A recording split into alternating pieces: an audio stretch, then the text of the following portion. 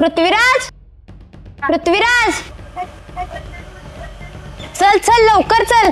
होय होय, त्यांना सोडायचं नाही आता. आपल्यावर हात उगारले त्यांनी. त्यांना दाखवलंच पाहिजे आपण कोण आहे ते. आपला असू ते त्यांना पुन्हा एकदा दाखवायलाच पाहिजे. लय मस्ती आहे त्यांना, अजून ठोकायलाच पाहिजे. आपल्या गावात आपली सत्ता आहे, सोडायचं नाही त्यांना आता. होय होय, चला यांची मस्ती जिरवायलाच पाहिजे. होय होय, चला जाऊया, आलोच.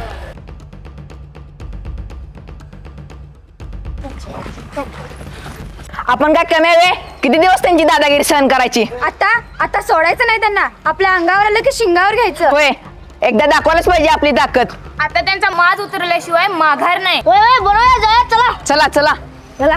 आपल्याला काय त्यांच्या भांडणात पडायचं कारण नाही. आपण सर्वांनी लय शिकायचं आणि फक्त सत्तेत जमात व्हायचं.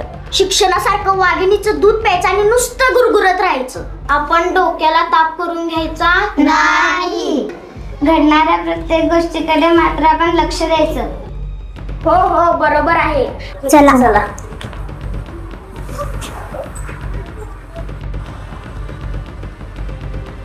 आपण अल्पसंख्याक आणि गरीब आहोत.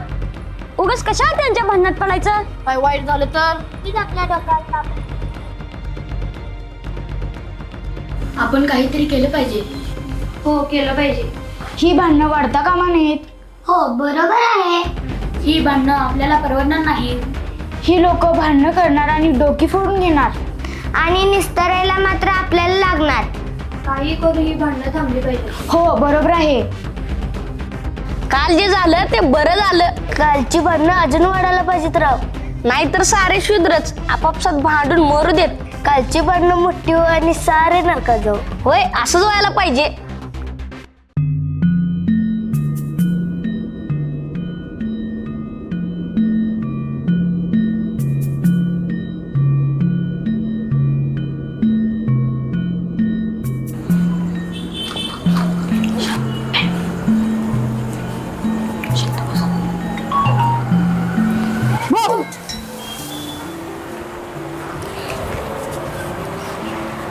काय झालंय? आपल्या गावात भांडण होणं योग्य नाही. हो, आदित्य बरोबर बोलतोय. पण आपलं कोण ऐकणार? भांडणामुळे कोणाचे भलेही झाले नाही आणि कधीही होणार नाही. कारण द्वेषाने द्वेष वाढतो आणि प्रेमाने जग जिंकता येते. हो, बरोबर आहे तुझं. भांडण माणसाला विनाशाकडे घेऊन जाते. भांडणामुळे माणसं गटागटात विभागली जातील. चला मग आपण पहिलं भांडण सोडूया. चला चला.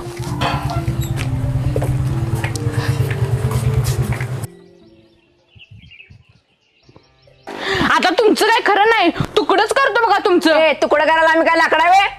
अरे काय चाललंय तुमचं? कशाला म्हणताय? शांत घे जरा. आदित्य, तू मध्ये बोट नकोस ना. तुझा बी चेंदा करू. करा माझा चेन्नमेंदा, पण भांडू नका रे. आदित्य, त्यांनी आमचा स्वाभिमान डिवचलाय. आता दाखवतोस तुम्हाला आमची ताकद. आम्ही कुठे डिवचलाय? तुम्हीच आमच्या ताटातलं मागताय. मागतोय म्हणजे मागणारच. आम्हाला गरज आहे. अरे काय चाललंय तुमचं? सारखं तुम्ही उमरावर कशाला येते रे? आदित्य, तुला परत सांगतोय हा, तू मध्ये पडायचं नाही.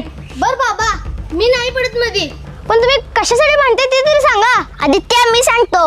बरं सांग. हे सगळे आरक्षणासाठी भांडतायत. काय? आरक्षणासाठी? होय, आरक्षणासाठी. आरक्षण काय भांडण्याचा विषय आहे होय? अवघड आहे बाबा. असं कसं? आमची गरिबी संपवायची असेल तर आम्हाला बी लढावं लागल. अच्छा, म्हणजे आरक्षण गरिबी संपवण्याचा कार्यक्रम आहे. हो, आम्ही गरीब आहोत ना. अच्छा, या देशात फक्त तुम्हीच गरीब आहात. म्हणजे दुसरं कोणी गरीब नाहीच का? पण तसं नाही. गुणवत्ता नसताना सुद्धा ते आमच्या पुढे चाललेत ना. गुणवत्ता नसताना म्हणजे? लायकी नसताना.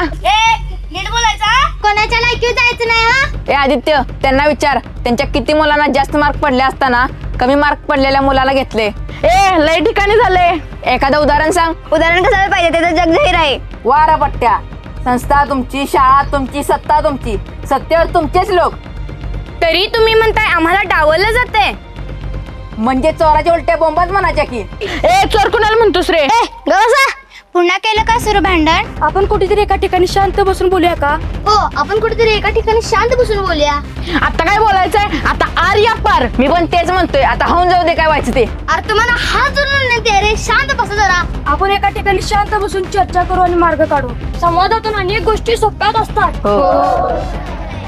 ठीक आहे, आपण आपल्या आपल्या घरी जाऊ. उद्या एकत्र बसून चर्चा करू. ठीक आहे.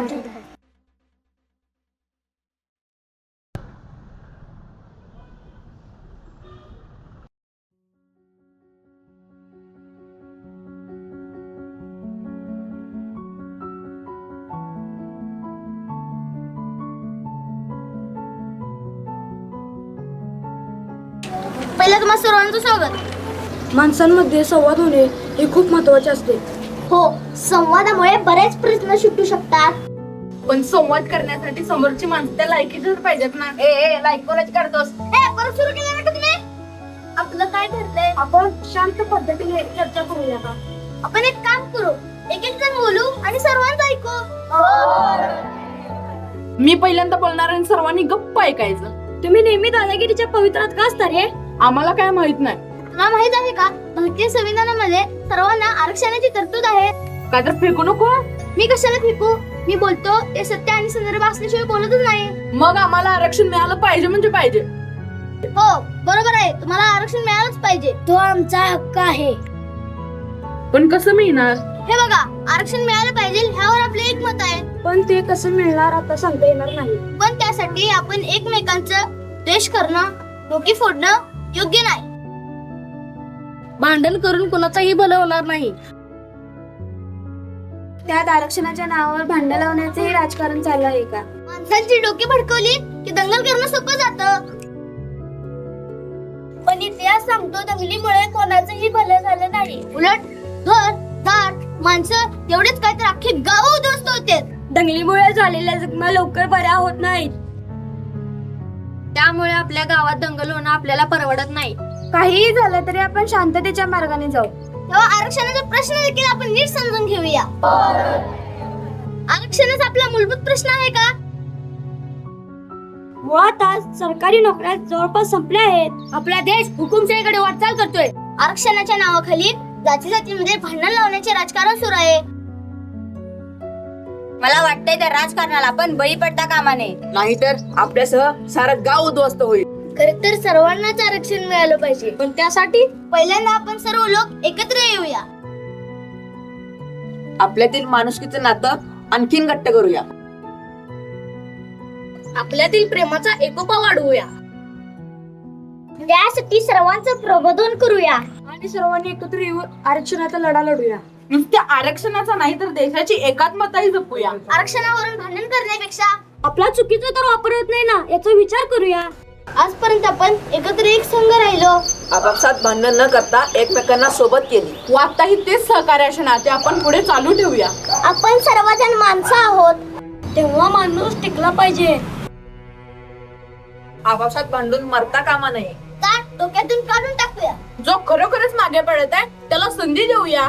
जातीला धर्माला बळकट न करता माणुसकीला बळकट करूया. चला आरक्षणाची दुसरी बाजू समजून घेऊया. आरक्षणच आपला मूलभूत प्रश्न आहे का? नाही. मग आरक्षणामुळे समाजात दरी निर्माण करणे योग्य आहे का? नाही. माणसांमध्ये द्वेष निर्माण होणे आपल्यास परवडेल का? नाही. चला चांगला समाज घडवण्यासाठी आपण इतरही काही महत्त्वाचे प्रश्न समजून घेऊया. निसर्ग असंतुलित झाला आहे. पर्यावरणाचे प्रदूषण वाढले आहे. मानवाचे आरोग्य धोक्यात आले आहे. कोरोना पुन्हा येत आहे. डोंगर कोसळत आहेत. सुनामी येत आहे. भूकंप येत आहे. अपघातांची संख्या वाढली आहे. महागाई गगनाला भिडली आहे. गुन्हेगारी वाढली आहे. व्यसनामध्ये आपले तरुण अडकत आहेत. भारतीय संविधान धोक्यात आले आहे. अंधश्रद्धा वाढीला खत पाणी घातले जात आहे. छोटे उद्योग बंद पडत आहे. शेती उत्पादनाला योग्य भाव मिळत नाही. असे अनेक जगण्या मरण्याचे प्रश्न आपल्या दारावर येऊन उभे राहिले आहेत. दुष्काळ पडत आहे.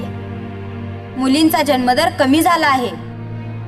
प्रागतिक विचारांच्या माणसांची हत्या केली जात आहे. श्रीमंत श्रीमंत होत आहेत. गरीब गरीब होत आहेत. माणसं धर्माधर्मामध्ये विभागली जात आहेत. जात टोकदारपणे पुढे येत आहे. बेरोजगारीचे प्रमाण दिवसेंदिवस वाढत आहे. राजकारणातील नैतिकता घसरत आहे. भ्रष्टाचाराने देश पोखरला आहे. लोकसंख्येचा विस्फोट झालेला आहे.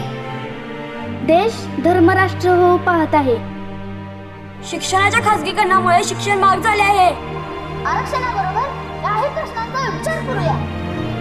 माणुसकीचं नातं घट्ट करून मानवता जपूया.